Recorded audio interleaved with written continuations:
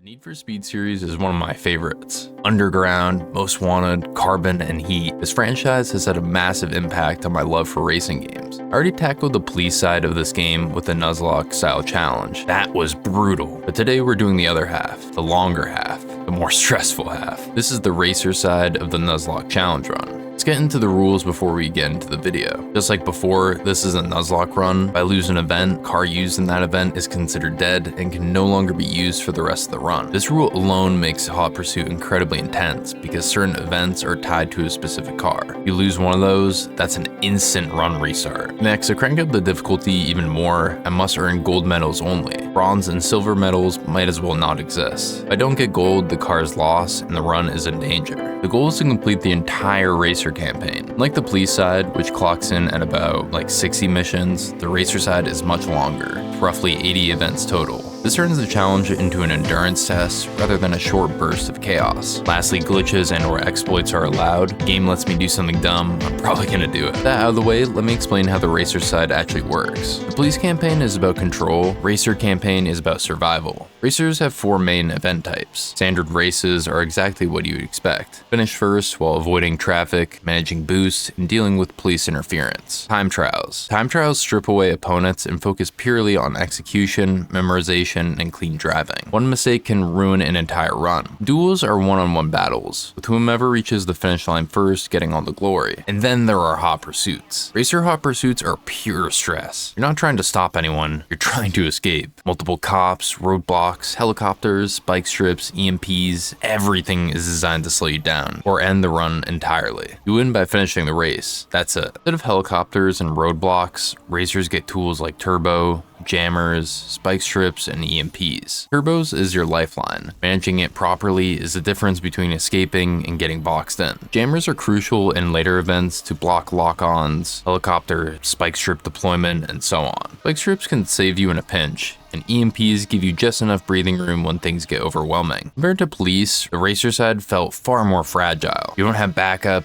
you don't have overwhelming force, you're always reacting. With that in mind, let's talk about the run. Like the police Nuzlocke, which took 3 attempts, the racer side was completed in 1 full attempt. That sounds impressive on paper, but don't be fooled. This run took around 7 hours, and that length is what made it so stressful. From the very beginning, I knew this was going to be a long haul. Early game events are forgiving, but the Nuzlocke rules immediately change how you approach them. You're not pushing limits, you're driving clean. You're minimizing risk, every car matters. The early portion of the run went smoothly. A few close calls here and there, especially in early hot pursuits where traffic RNG can decide everything, but overall things felt controlled. Gold medals were coming in consistently, and I was setting into a rhythm. But as the campaign opens up, the pressure slowly starts to build. New cars unlocked. Suddenly, mistakes that used to cost seconds now cost entire cars potentially. Time trials became tighter. Races became more aggressive. Hot pursuits, they turned into rolling panic attacks. Midway through the campaign, the stress really started to set in. Not because things were going wrong, but because they could. Every close call felt heavier, every near miss with traffic made my heart jump. The run became less about skill and more so about maintaining composure. Tools became everything. Turbo management and spike strips were critical. Boosting at the wrong time could put you straight into a traffic or a roadblock.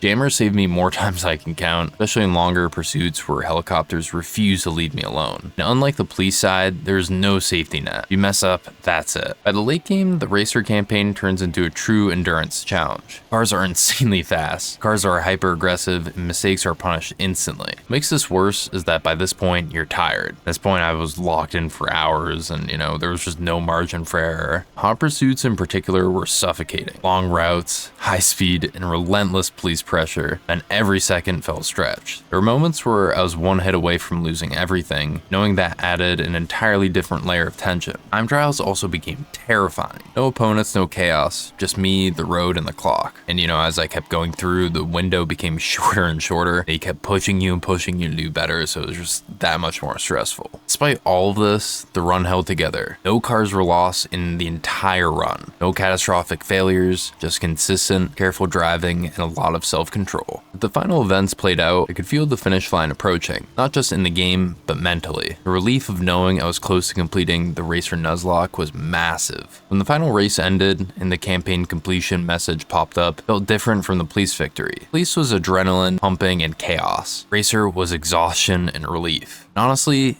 That contrast is what makes Hot Pursuit so special. The police side is mechanically harder, more volatile, and far more likely to force resets. The racer side is longer, more stressful, and slowly grinds you down. Police broke me faster, racers made me sit with the pressure for 7 straight hours. Need for Speed Hot Pursuit Remastered is an incredible game to challenge run. The systems are simple, but when you add Nuzlocke rules and gold-only progression, you get something else entirely. Doing the racer and police campaigns, you get 2 completely different kinds of difficulty, and both are worth experiencing. I'd like to see more challenge runs like this, Nuzlocks, no-hitting cars, or some other challenge. Let me know in the comments. I'd love to revisit more Need for Speed games, or even Burnout in the future. Thank you for watching the video. Make sure to hit the like button, comment, and subscribe if you haven't already. It genuinely helps to support the channel and push the video to others who might enjoy it. Try to do something kind for someone today, whether it's a small or large gesture. This is your boy, Skilled Fawn, and I'm out.